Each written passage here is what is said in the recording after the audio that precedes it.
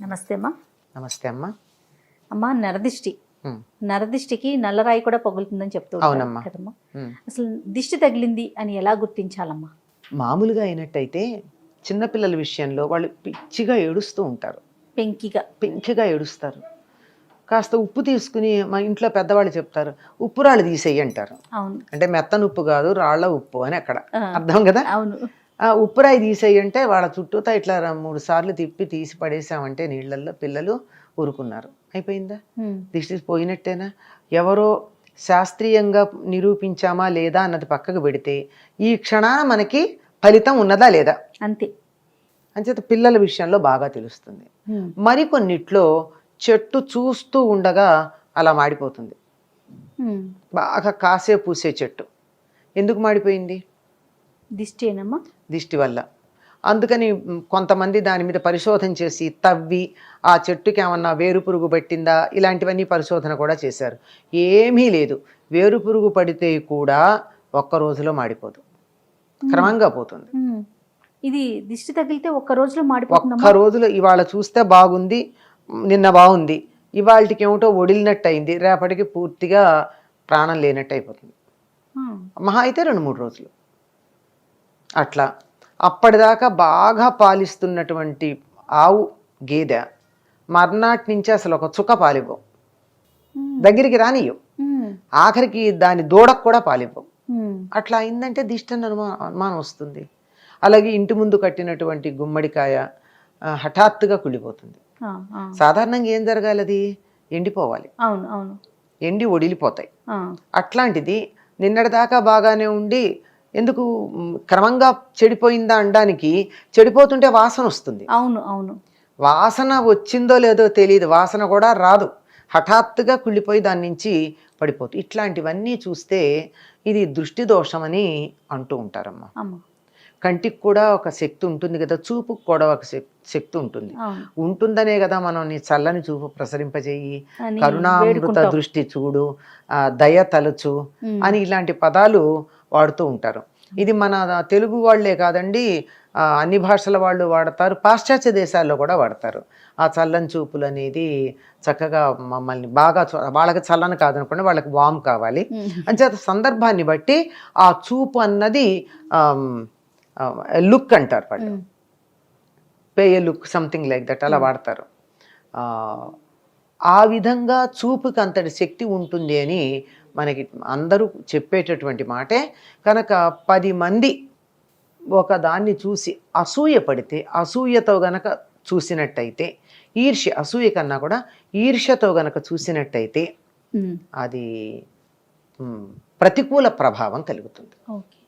అందువల్ల వాళ్ళకి ఏదో ఒక హాని కలగడం జరుగుతూ ఉంటుంది.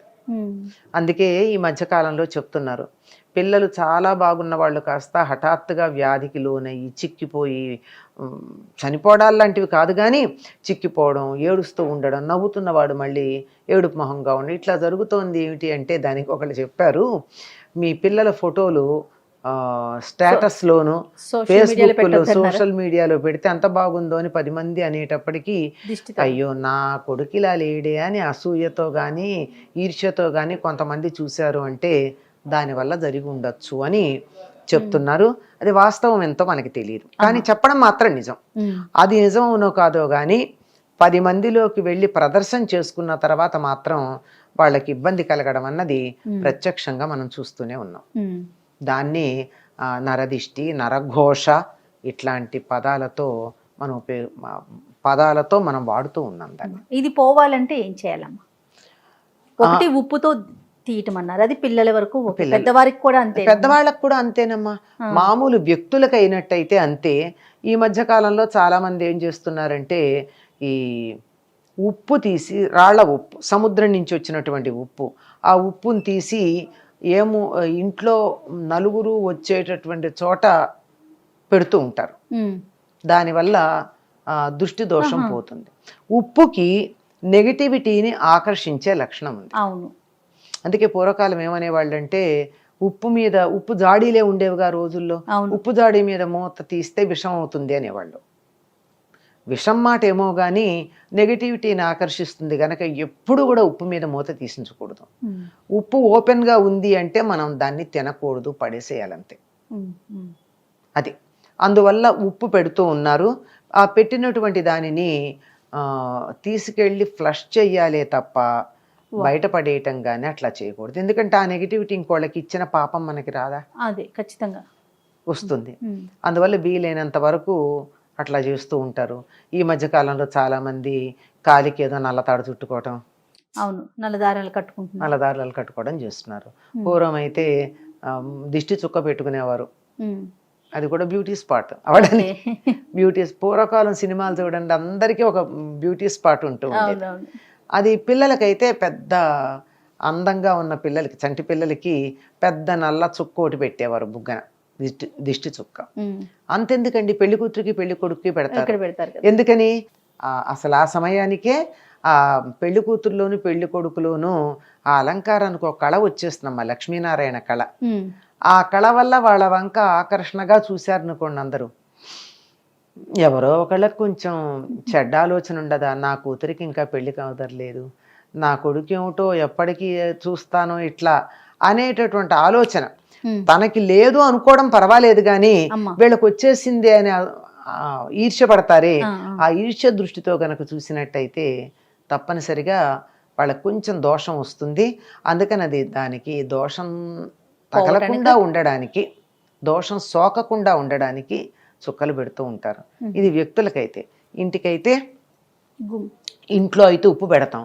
ఇంటి ముందు గుమ్మడికాయ కడతారు, బూడిద గుమ్మడికాయ.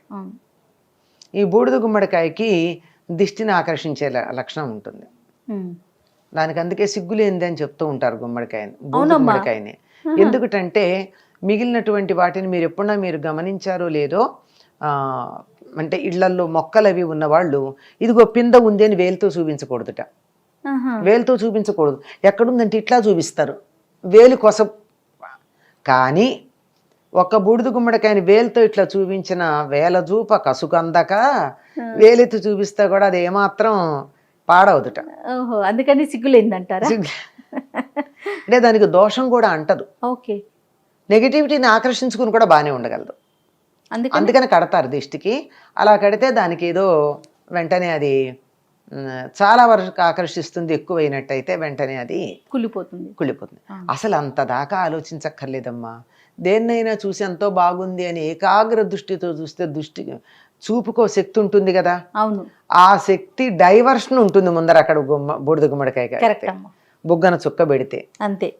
ఇంట్లో నెగిటివ్ వైబ్రేషన్స్ అయితే అది ఇంకా ఆకర్షణ కాదు. కానీ మీరు చిన్నపిల్లలు స్కూళ్ళల్లో ఆడుకుంటూ ఉంటారు, నీకు తలనొప్పి తెప్పిస్తాను చూడు అంటూ ఉంటారు, గమనించారా? అని వేలు ఇలా పెట్టి నా వేలు వంకే చూడనట్టే తిప్పుతారు. అంటే ఆ తల తన చూపును అలా కాన్సన్ట్రేట్ చేసేటప్పటికీ ఓ శక్తి ఉత్పన్నమైందా? అయిందా? అవునమ్మా. మరి అట్లాంటిది తీక్ష్ణంగా జయ చాలా బాగుంది, వాళ్ళ చంటి పిల్లలాగా ఉంది, 10 ఏళ్ల వయసు తగ్గినట్టుంది, ఎంత అందంగా ఉందో అని నేను ఇలా తీక్ష్ణంగా చూస్తే కంటి రెప్ప వేయకుండా నీకేదన్నా హాని కలిగే అవకాశం లేదంటారా? అందులో దురుద్దేశంతో ఉంటే ఉంటుందా, ఉండదా? అంతే. అంత సింపుల్ అమ్మా నరదిష్టి తగలడం అన్నది. తగులుతుంది, అందులో అనుమానం ఏం లేదు. అందువల్ల దాని నుంచి తప్పించుకోవడానికి మంచి మార్గాలు ఉన్నాయి.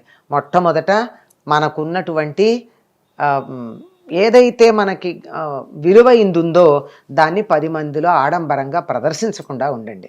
అది పిల్లలు కావచ్చు, ఆస్తి కావచ్చు, తెలివితేటలు కావచ్చు. మా పిల్లలు చూడండి ఎంత బాగా పాడతారా, మా పిల్లాడు చూడండి ఎంత బాగా డాన్స్, ఇవన్నీ చూపించుకుంటే దిష్టి తగలదా? అదే కదా, తగులుతుంది కదా. ఆడంబరం పనికిరాదు. ఆడంబరం లేకుండా ఉన్నట్టయితే సగం దిష్టి తగలదమ్మా. తగిలిన తర్వాత పోవాలంటే ఇటువంటి మార్గాలు ఉన్నాయి. అమ్మ, ఎన్ని రోజులకు ఒకసారి ఉప్పు తీయొచ్చమ్మా పిల్లలకైతే? ఎన్ని రోజులకే ఉందమ్మా, ఎప్పుడన్నా వాళ్ళకి దిష్టి తగిలితే రోజు ఎందుకు తగులుతుంది? అంతే. రోజు తగలడానికి రోజు ఏమన్నా మీరు ఎగ్జిబిషన్కి తీసుకెళ్తున్నారా? వాళ్ళని ఎగ్జిబిట్ చేస్తున్నారా? అందరికీ లేదు కదా. ఎవరన్నా మనకి కొంచెం అందులో పర్టిక్యులర్గా కొంతమందినంటే వీళ్ళ దిష్టి చూపు అని చెప్పేస్తారండి. వాళ్ళు ఎవరింటికి వెడితే వాళ్ళంతే నాశనం. వాళ్ళు గట్టికి ఇది బాగుందని అన్నారంటే వాళ్ళు నాశనం అవుతారు. కొద్దిమంది, అందరూ కాదు సుమా. అట్లాంటి వాళ్ళకి ఎలాగో తెలుస్తుంది పాపం. అటువంటి వాళ్ళు వచ్చినా 10 మంది దగ్గరికి వెళ్ళినా పిల్లలకి దిష్టి తగిలింది అనేటటువంటి సందేహం మనకు వచ్చినా, ఉమ్. 10 మంది చూపు పడే ఒక కార్యక్రమంలో పాల్గొన్నా దిష్టి తీస్తారు. ఇది ఎర్ర నీళ్లతో తీస్తారు, ఉప్పుతో తీస్తారు, కొబ్బరికాయ మీద కర్పూరం పెట్టి తీస్తారు. ఇలా రకరకాల పద్ధతులు ఉన్నాయి. ఎండుమిర్చితో తీస్తారు. ఎండుమిరపకాయలతో తీస్తారు.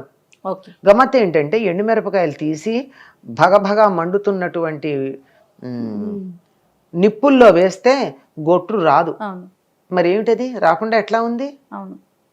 ఇవన్నీ నిదర్శనాలే. నూనె గుడ్డతో కూడా ఆ నూనె గుడ్డతో తీసి వెలిగిస్తారు. వెలిగిస్తే దాని నుంచి నీళ్ళ చుక్కలు వస్తాయి. అవును. అవును. నూనె చుక్కల బదులు నూనె గుడ్డతో తీసి వెలిగిస్తే నీళ్ల చుక్కలు టపటపా కింద పడతాయి. మరి అంటే దిష్టి ఉందని అర్థం. ఓకే. దృష్టి దోషం ఉందని. ఇన్ని రకాలుగా దృష్టి దోషాన్ని పోగొట్టేటటువంటి మార్గాలు మనకి పెద్దలు అందించారు. రైట్ అమ్మా. నమస్తే. నమస్తే.